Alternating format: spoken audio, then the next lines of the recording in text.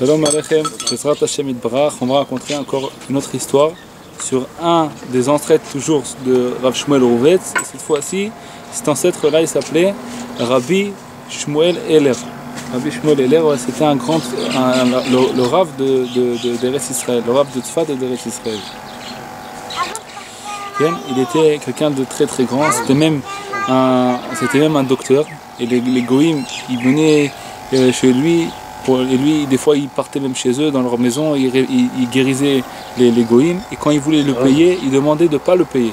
Ils demandaient de faire juste quand vous allez voir un juif qui est perdu dans le chemin, remettez-le sur le droit chemin, pour pas qu'il se perde.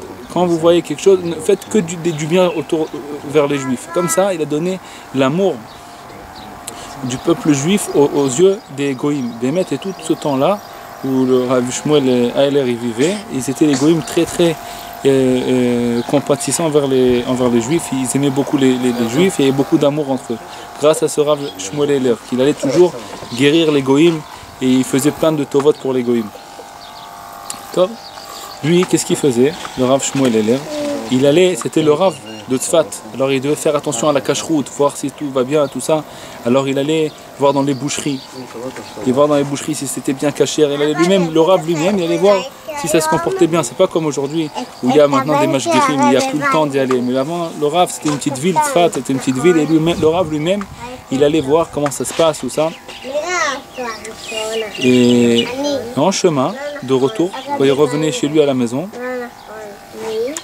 et il voyait des fois comme ça, il se baladait, il voyait des magasins où les gens, les vendeurs, ils étaient comme ça tristes à l'intérieur. Il y avait personne qui venait acheter chez eux. Alors qu'est-ce qu'il faisait le Rav Shmuel? Il rentrait dans le magasin et il achetait quelque chose.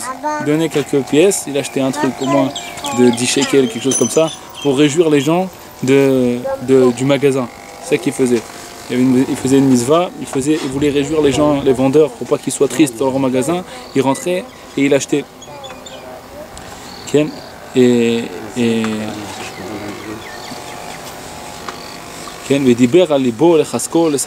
après il le réjouissait et il le renforçait. Et tous les jours, il revenait avec plein de choses qu'il avait achetées des magasins. Qu'est-ce qu'il faisait avec ça? Après, il donnait tout ça aux pauvres. Il donnait tout ce qu'il a acheté, il donnait aux pauvres.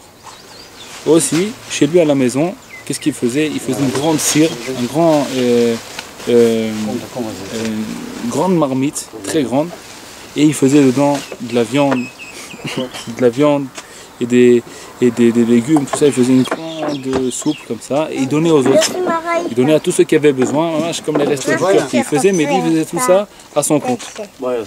Et il donnait aux autres, Et quand c'était fini, toute la soupe était finie, il y avait encore des gens qui venaient. Qu'est-ce qu'il faisait? Il rajoutait de l'eau et il faisait encore. Et il donnait encore.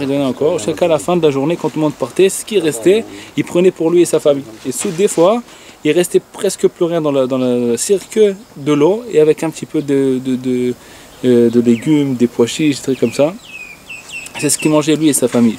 D'abord, il s'occupait des autres et après il s'occupait de lui et sa famille.